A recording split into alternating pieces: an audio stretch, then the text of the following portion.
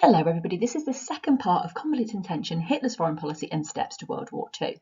If you haven't done the first part, it's really important that you go back and do that. So in today's lesson, just like in yesterday's lesson, what I would like you to do, please, is I'd like you to make sure you're doing some form of note-taking as we're going through. So you might want to make some more revision cards, you might want to continue with a revision clock if you started one last time, you might just want to do some bullet-pointed notes. But it's really important that you're not just sitting there and watching, but you're actually actively doing something. So what do we already know? Well, we already know what Hitler's aims were. We know that he was trying to destroy Versailles. We know that he was trying to reunite German speakers and create a greater Germany, get living space or Lebensraum. And we also know that he was trying to destroy communism. So on his road to get there between 1933 and 1938, he'd already taken quite a few big steps. So he had begun to rearm Germany as soon as he came to power, and then of course he did it much more openly from 1935 onwards. He regained the Saar coalfields, which was also going to help him rearm because it was going to help empower his factories. He remilitarized the Rhineland, so remember that's not an invasion, that was where he simply put troops on German land that was banned by the Treaty of Versailles. He demonstrated his powers with those bombing raids of Spanish cities in the Spanish Civil War, which obviously terrified many people around the world. And he made those alliances with Japan and Italy against communism with the Anti-Comintern Pact in 1937. We also know that he performed Anschluss and united Germany and Austria in 1938. All of those steps had happened essentially without Hitler being challenged at all. What we're going to focus on is those final steps to war in 1938 and 1939 today. A key term that I'm going to be using a lot this lesson is appeasement. This was a policy where Britain and France gave in to Hitler in exchange for peace. This was based on the view that Hitler's demands were reasonable. So Britain did not want to go to war, the British people did not go to war, so appeasement was the policy where, well, if Hitler was asking for something that wasn't too much, then we'd give it to him.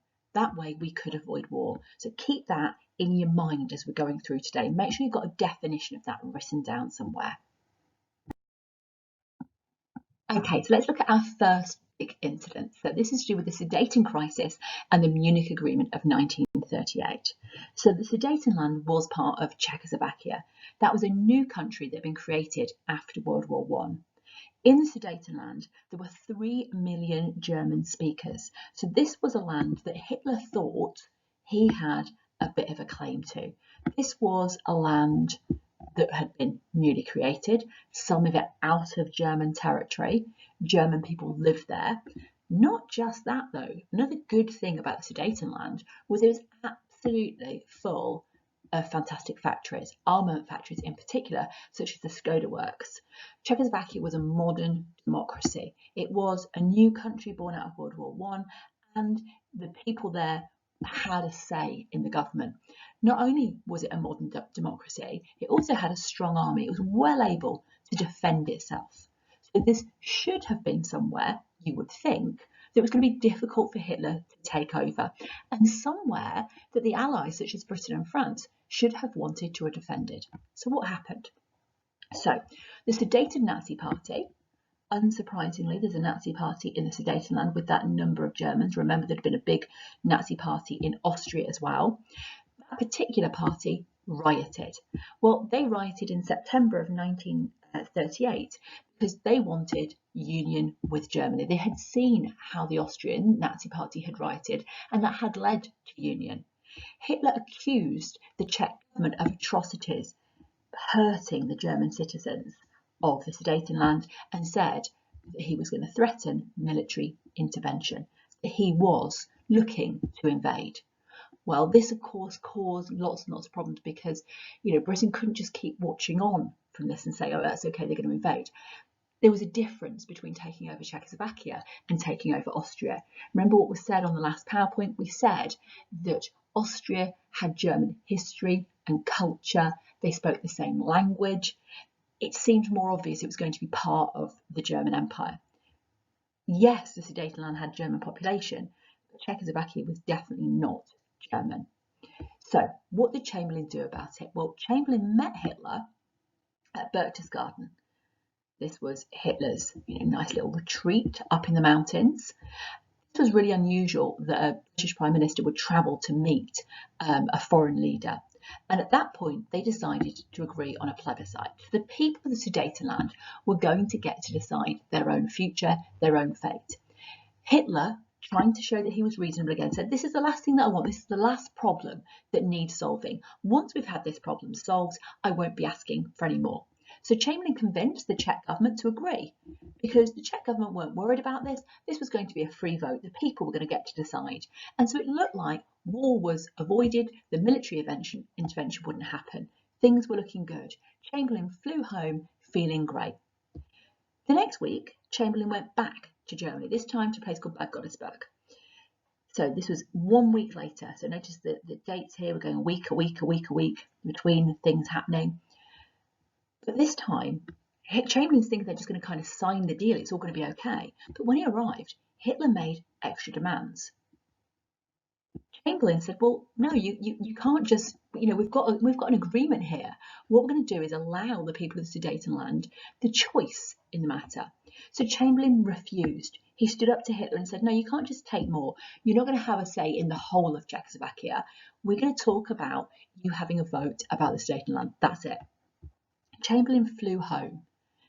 He was really worried about the fact that this could lead to a war, about a quarrel in a faraway country. Most people in Britain had not heard of Czechoslovakia, let alone the Sudetenland, and yet it looked as if Britain was going to have to go to war over the Sudetenland. War looked very likely at this point. Chamberlain was very disheartened. However, the next week, Mussolini put together a four-power conference at Munich to try and resolve the situation. Remember, Mussolini is Hitler's ally. This was the last opportunity to avoid war, and so Chamberlain was desperate to take it. So you had Chamberlain, Mussolini and Daladier, who was the Prime Minister of France.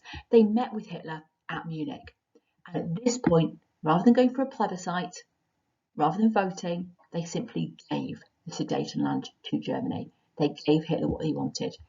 The Czechs, remember this is their land, they were not even invited to the talks. So the 29th of September, that's the agreement. So the next day, Chamberlain returned to England with his famous piece of paper. And on that piece of paper that had his signature, Hitler's signature, this was an agreement that now that Hitler had got the Sudetenland, he would take no more. This was seen as a triumph of appeasement because Chamberlain had given in to Hitler's demands, but the exchange that he got was seen to be good. He had avoided war. He was seen back in Britain as a hero. Not by everybody. Some people said he'd made a big mistake and he'd misjudged Hitler. Chamberlain himself never fully trusted Hitler, and he used this as an excuse to begin rearming Britain, knowing this was not the final thing that Hitler was going to want. This was not going to be the last thing, the last problem for Hitler. Hitler, to his people, occupied the Sudetenland from the 1st of October 1938 and said this was the beginning of a 1,000-year empire, a 1,000-year Reich.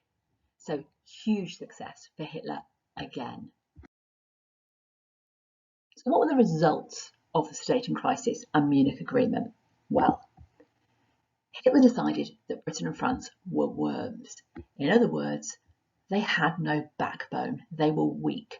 They were pathetic because they hadn't stood up to him. They had allowed him to walk all over them. And yet again, just like we saw last time, he was encouraged to go further and further. He had now taken over a part of Czechoslovakia. Nobody had stopped him. They just let him take what he wanted. So he decided that he could do pretty much what he wanted. Stalin, leader of the USSR, of Russia, decided that Britain and France would never stand up to Hitler. This is what eventually forced him into an agreement, the Nazi-Soviet pact, with Germany. He wouldn't have signed that otherwise. He believed that Britain and France were willing to sacrifice Russia as well, that Hitler would be allowed to take over land in Eastern Europe. Britain did, though, on the plus side, gain a year to prepare for war. They were not ready. in September, October of 1938. They increased spending on the Royal Air Force. They started putting out air raid shelters to people in London. They started to make plans to evacuate children from the cities, because remember, from the Spanish Civil War, they'd seen the bombardment of cities, and they began to conscript people into the armed forces from May of 1939. So, what else did this do? Well, the British people throughout the 1930s had made it very clear that they did not want war. They began to change their mind now. They had done every single thing they could to appease and give Hitler what they thought was reasonable. If Hitler broke the agreement, they would be ready for war. So the war morale of the British people was now improved. They knew that they had been reasonable. They knew that they had done everything possible to avoid war. So if there was going to be a war now, the British people would support it. They wouldn't have supported war earlier to this. And when Hitler next breaks an agreement, they decided he was evil and needed to be stopped. So the Sudeten crisis had a lot of repercussions. Okay, so our next incident. Hitler had obviously taken over the Sudetenland part of Czechoslovakia. He had promised in the agreement that that was it. He wouldn't take over anything else. However, in March of 1939, he completely broke the agreement. He forced, remember it's Czechoslovakia, it's made up of two different leaders and governments really, he convinced the leader of the Slovaks, Tiso, to declare independence from Czechoslovakia. So Czechoslovakia was broken up. He then brought the Czech president, Hacha, to Berlin and forced him to invite German occupation. In other words, unless you agree to us taking over your country, we're going to do it by force. And on the 15th of March 1939, the German army marched in. They didn't face resistance because the Czech president didn't have anybody to help him. His power had already been diminished and lessened because he'd already lost the Sudetenland, where lots of those armament factories were. He'd also lost the Slovak half of his country. And he knew that nobody's really going to help him against Hitler. So the army marched into Prague, took over the rest of Czechoslovakia in March of 1939. Well, as a result of this proved that appeasement had failed and that war was the only way of stopping Hitler, because he had broken his promises at Munich. He had proved that he was untrustworthy. No one could argue either that this was reasonable action by Hitler. Hitler wasn't reasonably taking over Czechoslovakia. He had no claim to the rest of the country. So Britain continued. Remember, they'd started rearming after the Munich Agreement, not fully trusting Hitler. Britain continued to rearm, and Chamberlain promised that if the next target, which he knew to be Poland, was taken over, was invaded, that he would support them. So this promise, this guarantee of Polish independence, was made in April 1939. Of course, Hitler didn't really think that that promise was worth anything. So it was now obvious that Hitler could not be trusted and that he was going to try and take more and more land. Everybody knew that the next target was going to be Poland and that Hitler was going to try and conquer it. But by this point, people believed that only Russia was the country that could stop him. So Chamberlain began talking to Russia, began trying to kind of negotiate for some kind of alliance with Russia. But the Russians didn't trust the British didn't trust the Russians. So that lack of trust meant that negotiations really never got off the ground. So in the summer of 1939, the British sent a minor official. It was just called Reginald Drax. He was a nobody. He had no authority to make any decisions. That was the person they chose to send to Russia. Bear in mind that Chamberlain himself had travelled to meet Hitler in Germany. This was a real insult to the Russians, and therefore no alliance was made. And this was really the last chance of peace. Stalin, knowing that Britain had given in, they'd handed over Czechoslovakia. He knew that Britain would betray them and appease Hitler. He thought that Britain would hand over parts of the Soviet Union. So Stalin had to go down a different road. And the road that they chose was really, really surprising. In June of 1939, the Soviets had secretly asked the Nazis for an alliance. They weren't friends. They were never going to be friends. But Stalin was trying to protect his own interests and defend his own country. He wasn't ready for a war with Hitler. Hitler sent his top foreign policy man, Ribbentrop. Eventually, 2 months later, on the 19th of August, a trade treaty was signed, the beginnings of the friendship between the two countries. And then 4 days later, on the 23rd of August, we had the big boy, the Nazi-Soviet Pact being signed. Now, this was, on paper, a non-aggression pact. In other words, the Russians and the Germans agreed not to fight each other. They agreed that they would, stay out of each other's business. However, in secret, what they actually agreed was to attack and partition Poland. As a sweetener, Russia was also going to get Estonia, Latvia, and Lithuania. These were bits of territory that they had lost in the First World War, so were desperate to get back. So this was beneficial to both the Russians and the Germans. This changed everything for Hitler. Hitler now felt completely free to invade Poland. He had the agreement, the sanctions of the Russian, the only country that he was actually bothered about. This was a direct cause of World War II. He invaded Poland just 9 days after the signing of the Nazi-Soviet Pact. It improved the morale of the British people for war again. That was already improved with the invasion of Czechoslovakia in March of 1939. Now, the British people were behind a war. They knew what kind of man they were dealing with. He talked about how much he hated Stalin throughout the 1930s. This shows he wasn't to be trusted. He was an opportunist and a trickster. So the Nazi-Soviet Pact was a really significant step on the road to war. You can understand why the Soviets signed it. You can also see it as a brilliant piece of luck for the Nazis as well, that the Russians sought them out for this agreement, because it allowed them to make that final push towards taking over Poland. Let's have a look then at our final step to war. Our final step to war was the invasion of Poland in September 1939. So, under the Treaty of Versailles, we know Poland had been given that Polish corridor. That was enabling them to have access to the sea. And the city of Danzig was a free city under the control of the League of Nations.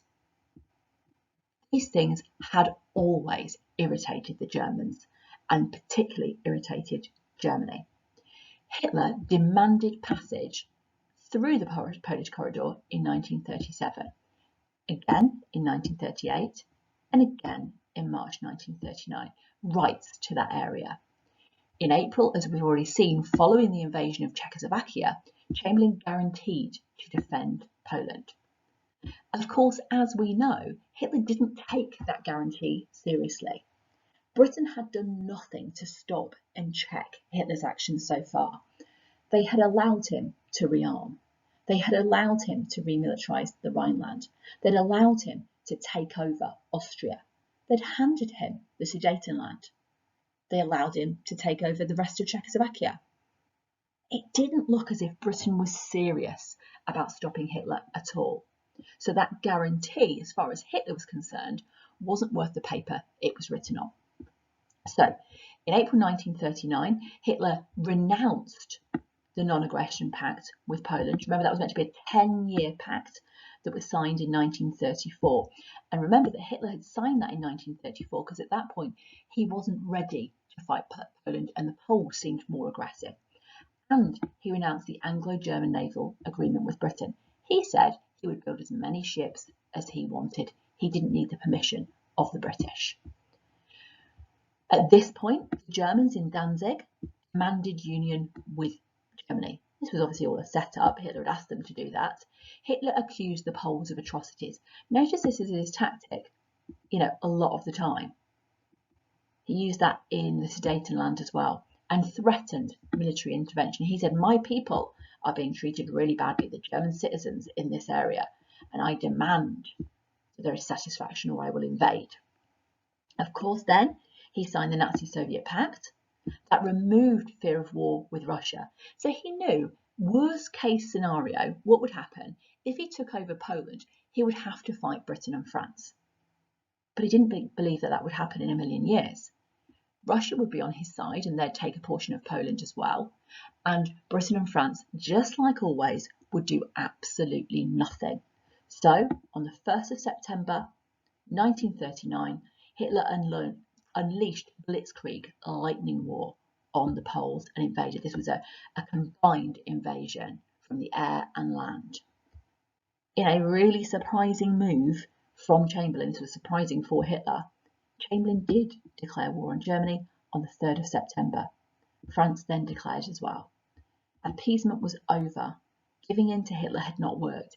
It encouraged him, it made him stronger, and we ended up having to have a war anyway. So we now know that appeasement failed and that eventually war was declared. So what we're going to do now is we're going to examine, well, what was good and what was bad about it? Well, appeasement was a really sensible policy. There were loads of reasons for Britain appeasing and giving in to Hitler. The first one was that actually many people, not just Chamberlain, but many people by the 1930s had realised that the Treaty of Versailles was pretty unfair and that actually Germany hadn't been treated very equally. What had happened is that millions of Germans were living under foreign rule. That didn't go with self-determination. So it made people feel that Hitler's demands were reasonable. It seemed reasonable that Hitler could have troops on his own land. It seemed reasonable that different German people should be reunited and living within Germany. Another reason why appeasement was a good idea was because before you go to war with someone, you should try other methods first. So it's right to avoid war by negotiation. And Britain had to take that upon themselves because the League had failed. Now you can say that Britain were partially responsible for the failure of the League of Nations, no doubt about that. But certainly what you can say is that the League had failed to keep the peace, and Britain trying to stop another horrendous war was a good thing and the right thing. One of the biggest reasons why appeasement was used in Britain is because the British people simply did not want another war. Memories of World War I were still incredibly strong. They remembered how awful that war was. Many people had lost loved ones. Many of the people who came from that war were never the same again. So throughout the 1930s, votes from the people proved that they did not want another war. They wanted money to be spent on other things. They wanted decent homes to be built for families in Britain rather than money being spent on weapons. So public opinion was not for war. The people weren't behind it until Hitler had proven himself to be untrustworthy. Another reason why appeasement was the right policy is that Britain hadn't spent loads of money on armaments in the 1930s. And what appeasement did was it bought Britain time to set up radar to defend themselves against the German Air Force, time to make sure that they really could, once they did have to fight, they could defend themselves. And Nazi Germany in Britain had been seen as a good way to stop Russia growing. The political system in Russia was so different and so alien that people wanted any way to avoid and stop it. So having a strong Germany kind of provided a buffer, and it meant that Britain wasn't likely to be in danger from communist Russia. So appeasement had seemed like a good thing. The British people certainly hadn't wanted war. And when Chamberlain came home in 1938 with that piece of paper, people were well behind the policy of appeasement. But it was also the wrong decision. And the reasons why appeasement was a wrong thing is because it made Hitler hate the appeasers. He saw them as being weak. He believed that people like Chamberlain and Daladier would just give in. It convinced him that he could keep taking more. Sometimes the more you give, the more someone wants to take. And that's exactly what Hitler did. He didn't respect Chamberlain. He just saw him as pathetic. And another reason against appeasement was it simply let Germany grow stronger and stronger and stronger.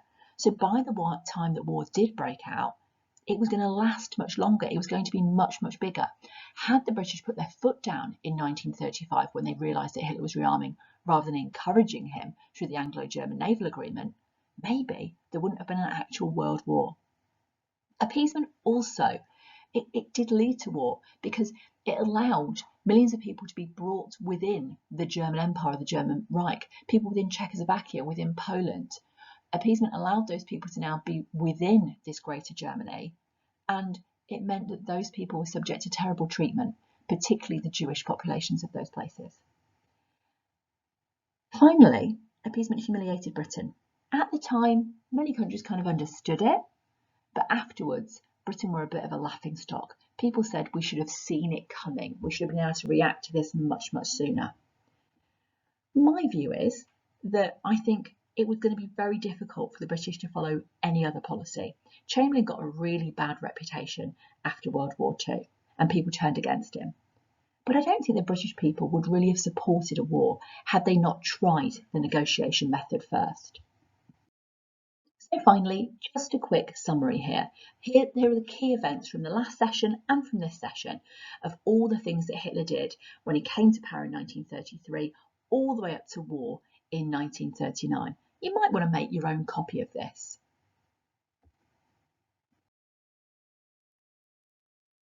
So in a moment, you're going to go back to your teacher and you're going to tell them who you think was to blame for the outbreak of World War II. Was it mostly Germany? There's lots of reasons why it was Germany. Hitler was really aggressive. Think of those foreign policy aims. Think about what he did. But was it really Britain and France for letting him get away with it, for appeasing him? Was it Russia for making the deal with him because that allowed him to take over Poland? Or was it the League of Nations for all of its failings, which meant that Germany were able to get away with it and Britain and France had to be more responsible than they would have been otherwise? So consider those things and send your teacher your view with a reason in a moment. The other thing that I want you to make sure that you're doing is that you're preparing for the short answer test in lesson 1 next week. You have the questions, make sure you're preparing for that and you're going to be tested on that next time.